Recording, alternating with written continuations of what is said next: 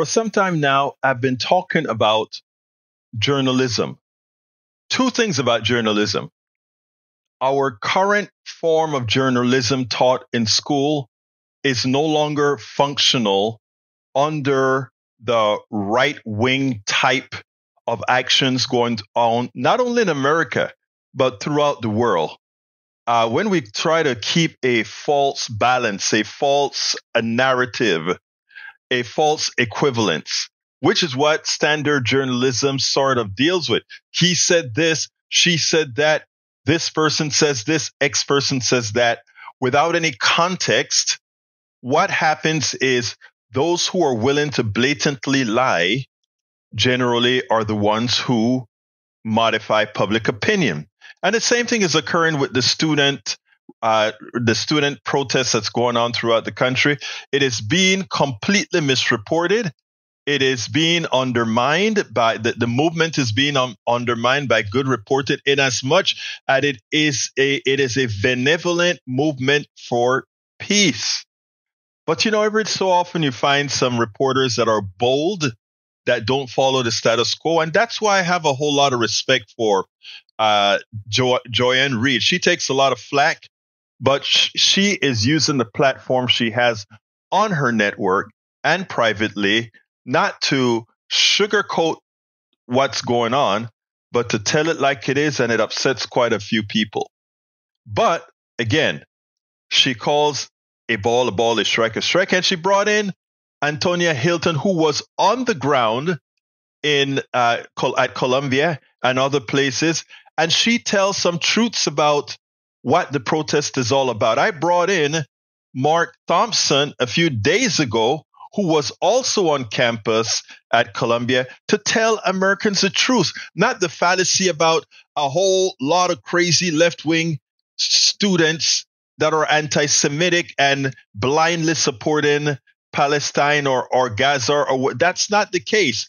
People understand that Hamas are terrorists, but people as well understand that Netanyahu himself is no better than these terrorists. And in fact, he has done much more harm to humanity than these. It's sad, but the numbers tell it, right? So we have to have good journalists out there. We have to have bold journalists that respect the intelligence of the American people so that they can inform appropriately, and where they must say this particular side is simply wrong, this particular side is simply lying, and as such we can't say he said, she said, but that this one is telling the truth and this one is lying.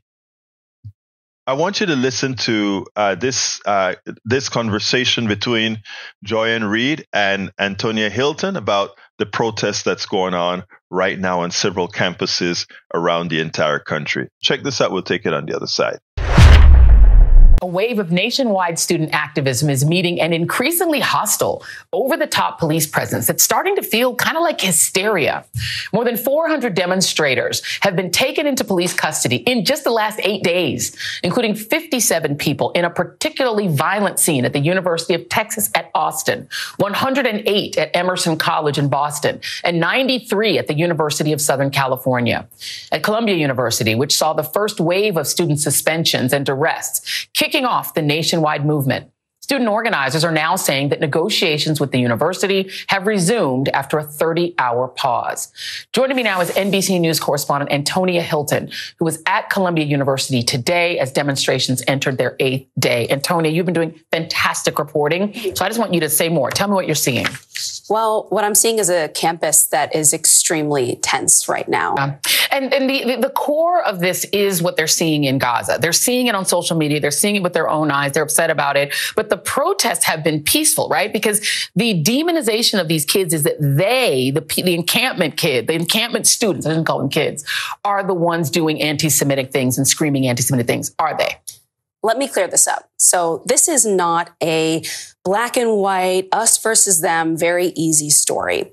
This is a story where when you go visit the encampments, you see significant numbers of Jewish students, visibly Jewish students, taking part in pro-Palestinian protests, holding a Seder. They are advocating for Palestinians and for divestment and a ceasefire. Right now on the campus, there is a group of Christian nationalist associated pastors, people who are associated with organizations that believe only Christians should hold any political office in the United States, who are advocating for Israel. There are Arab Israelis that I have met who are advocating for Israel. So this is a situation where it's not very easy to figure out just who is to blame, who is on what side here. But what I can tell you is I have been going to this campus pretty much every day since last week, since all this started. And I have yet to meet a student who was engaged in the kind of anti-Semitic threats that we have seen online. That is not to say they're not existent. I have seen it. There's a guy out on Broadway right now. Not on the campus. Not on the campus, on Broadway, holding an incredibly anti-Semitic sign. But he's not a student. I have not been able to find a student's name and attach them to one of these incidents. And that's why I've urged reporters to be very careful, because this is not a story of Jewish versus Muslim students or black versus white students, because so often people frame it that way. Yep. This is a story where if you're going to go to this campus and cover it, you need to understand who you are talking to. What organizations are they associated with? And what do they really believe before you broadcast, say, 10 seconds of images or photos that you've taken? Make it very clear the context and the story that you are telling. Because when you actually talk to students, what they tell me is they are a very different generation. They are seeing images of children dying on their phones. They are horrified. There are kids who are political science majors and have studied this for years.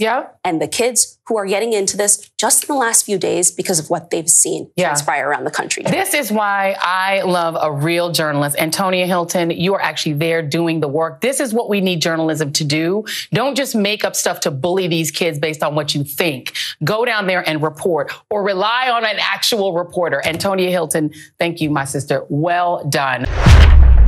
I hope you got that. One would have you believe that somehow these protesters are anti-Semitic. Most of these protesters are like any other protest, the protests that I participated back in the 80s at the University of Texas for the divestiture of our university from South Africa's apartheid. I mean, this is standard operating procedure in good protest movements. Luckily, Antonia Hylton told a very important truth. The people that are in those encampments are not just Arabs or Muslims. They're Jewish people that are a part of the movement. A lot of my friends that are encouraging me to do what I do are my Jewish friends that are saying, yes, Netanyahu is putting the cause behind.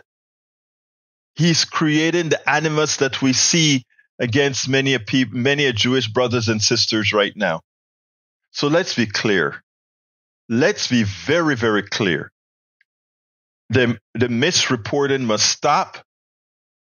We must have a ceasefire. We must build the pressure towards forcing our president to stop being a stooge of Netanyahu. I know some people may be saying that he's playing a different game behind the scenes, but what we as Americans see is Netanyahu running our countries in many ways. When we talk about unfettered access to our bombs, unfettered access to our military equipment with no strings attached that says you cannot kill in the name of the United States of America.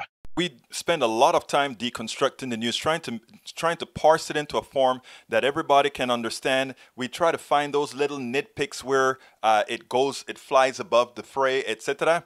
If you really like these videos that we do, I want to ask a big favor. Please go ahead, number one, subscribe to our channel, and number two, please join if you can. Thank you so kindly for watching. Keep watching. Please remember to share. We must populate the entire internet with our progressive message, a message that we know is what most Americans say that they want. So help us, please join.